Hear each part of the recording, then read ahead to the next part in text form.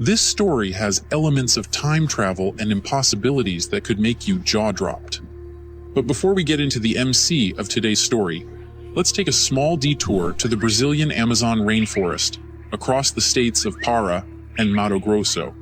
This is where the Kayapo people lived as happy people. They are one of the many tribes of the Great Mabangokre Nation, which translates to people from the water source. These people were normally nomads who lived off hunting and fishing. Everything was going well for the people until one night. The Kayapo people heard some strange sounds coming from Sarapukatoti, a mountain that already caused distrust and fear to the natives because it was always covered in fog, and sometimes they could hear mysterious noises followed by lightning. This was way before any form of modern civilization, so mostly any natural changes in any way were seen as an act of God. But this night, the noise was different and more frightening, like nothing they had ever heard. And to top it off, they saw something descending from the sky and landed in the same mysterious mountain of Sarapukatoti. Some people described what they saw as a large, noisy star, others as a flying boat, and others as a spherical shape, which many would come to say is a classic UFO ship. Either way, one thing was certain: it was something they'd never seen before. They couldn't go that night, but by morning, the bravest soldiers had gone to look for signs of the object. As they climbed the mountain, they could smell something very strange. And suddenly, through the clouds, they saw a giant being with a strange body. The being was all white from head to toe, and had a single eye that stuck out of its body. The being was very huge, like a giant. The being also carried a silver rod that shined from the end, and by touching trees and rocks with the rod, he could make them disappear. This was already scary to the soldiers, but the tribe's fighters couldn't act scared, so they chose to attack the being. But every form of attack didn't work, because the being easily repelled them back. With the touch of the being's baton, fighters were made to sleep like they were hit with tranquilizers. The warriors ran away when they realized they couldn't win. The natives could not tell what this creature was. All they saw was something in a suit made of straw, which according to their folklore looked like this. That place where the event happened would come to be known as the Forbidden Mountain, and after that, no one would go there. Even till today, no one can go there. The locals did that as a quarantine zone for the huge, unexplainable, powerful being, hoping to keep the people safe by keeping them away from there. And that's how that chapter was closed. But the legend doesn't end there. One afternoon, some young people went to a lake to bathe and saw someone already in the water. A foreigner who was totally different from them. The foreigner was a man. But he wasn't like the mountain giant they heard about earlier. This foreigner was beautiful, had fair white skin, tall, slim, and muscular, and he was taking his bath in the river completely nude. The foreigner saw the natives as well, but he didn't seem to mind that they were there. He just kept taking his bath. Somehow, words traveled fast, and in a twinkle, soldiers were present while the man was still bathing. The soldiers naturally had orders to attack foreigners of any sort, which was normal back then for all tribes of different locations. So, as long as you were not part of the tribe, you were considered a foreigner, and with respect to that instruction, wanted to attack this man. They went closer to look at him and tried to talk to him, asking him questions, and guess what? He replied. He took it further by communicating with them in their language, and they could understand each other very well. The foreigner was very friendly, and said that he was called Bepkororoti in their language, or Starborn, or Man of Stars, and that he had arrived from heaven and was the one who was attacked by them on the mountain. The soldiers were surprised and were like, "No, we attacked a monster, not you." He laughed and said that it was him and that he was wearing a suit to protect himself from the world. They still didn't believe him because the difference was huge. Bepkororoti could tell they were in disbelief and told them to go to the riverbank and they would find his suit. They checked and confirmed it was the same suit. Bepkororoti explained that his suit is called Bo, and it was used to navigate the stars. He talked about these vines of the stars and how he was from there. His staff that made people pass out like they were drunk was called Cob, and it was very powerful. It could break mountains and earth with sunlight, which is why the people today called it Thundering Barbuna. But it was not these amazing things that made the natives welcome him. It was the way he spoke to them, the calmness. Speaking to him made you feel comfortable, like you could tell him what you did last summer, and not wait for a slasher to tell the world. Everyone in the tribe loved him to the point that he was asked to live with the natives in the village, which he did for a long time. He helped the natives live better in social ways, did things even better than the natives themselves, and shared his wisdom that left the natives in awe. The natives said that he was one of the best at learning archery and hunting, even better than the best warriors they had. He taught them how to make better spears and bows, and changed the structure of the tribe. He made the village round with the chief's house in the middle and stopped them from being nomads. He also set up a tribe council where the members would choose leaders based on how skilled they were.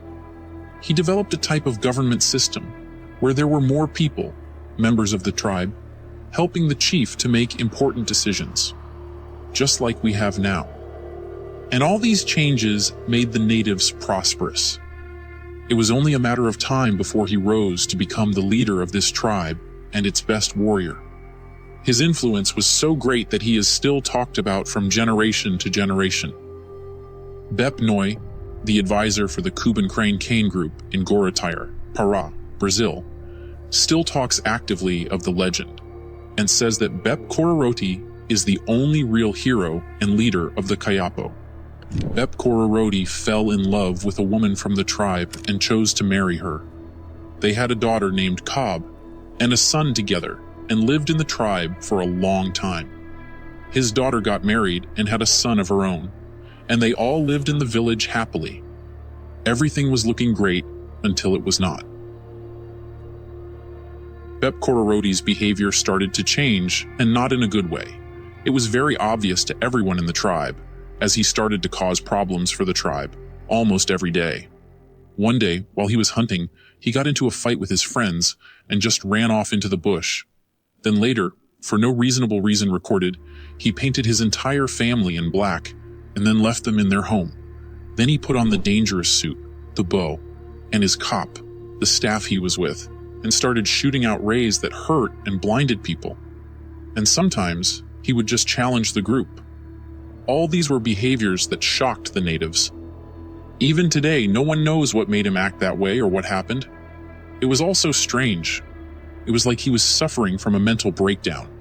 The tribe thought he had gone mad and tried to dominate him by force. However, they knew how strong Bep Cororoti was and bothered not to even try. Those who dared to attack would immediately pass out just by touching his clothes. There was only one thing to do: let him go. They somehow pushed him to the Pukatodi mountain. Bep Cororoti climbed the Sarapukatodi, and almost immediately, thunder and lightning were heard that shook the whole region. A mysterious light from the sky reached his wife and son, and they disappeared on the spot. His flying spherical boat also went up to the sky, covered in smoke and lightning, and then disappeared into the clouds. The last person to ascend was Bep Cororoti. He went into space with a huge, violent bang, surrounded by a cloud of smoke and noise. The effect was felt all over the world. The only person who didn't disappear from his family was his daughter, Neopoti. She was pregnant during this event, but that wasn't the reason she didn't leave. During the ascension, she was told by her father, Bep Cororoti, to stay behind and help the tribe, should they ever need his help. As if Bep Cororoti knew his absence would bring problems, it was only a matter of time before something terrible happened. Bep Cororoti's absence was immediately felt all over the village, and there was total hardship. All the trees and plants died. Every animal ran away from the region, because the explosion of the flying boat was too loud that it scared them off. This led to disease and famine that ravaged the tribe. There wasn't enough food in the area. The natives had a hard time, and before they knew it, started dying out. To save the tribe, her son, and her family from dying of hunger, Neopoti decided she had to do something. So she took her son, husband, and herself to the same waterfall, where her father first landed, and did the something her father did when they thought he was going insane. She painted them all black, stayed by a tree, and did a ritual that let her call her father with her mind. But nothing happened. At first. Then a flying boat reappeared above the tribe. Bep was back with his wife and son, along with strange food, seeds, and medicine that no one in the tribe had ever seen before. He healed everyone who was sick and showed them how to plant those seeds so that the famine would never happen again. He also apologized to the natives for setting fire to the forest years before when he left. At the request of Bep Kororoti, the indigenous people were taken to Serapukatoti, where Bep built them stone houses that the natives thought were made by God, or the Anunnaki. With food and housing, they no longer had to be nomads and could live a good life. The tribe lived in prosperity and changed their name to Kayapo in respect to Bep Kororoti. He also shared a very important message to the locals, which was that they should plant fruit and vegetable seeds every year so that no one in the area ever goes hungry again. After he stayed with them for a long time, he went back to space with his family. Only Neoputi stayed on Earth with the natives. The important message shared is still practiced today. To this day, the tribe members perform Thanksgiving ceremonies wearing clothes made of straw and using an old shotgun to use as the kop, the thundering barbuna, used by Bep Kororoti. Bep Kororoti was a master, a messiah, a warrior, and many more things to these people. He was and is their God. He taught them things that were just too advanced for their lifetime. The Bep Kororoti story is still taught in schools in these small villages in the Amazon rainforest. During rituals, the locals dress in clothes that represent the clothes that Bep Kororoti wore when he first came to Earth and when he left for space again. These clothes are sacred to the natives. People sometimes say that he is a mystery Anunnaki.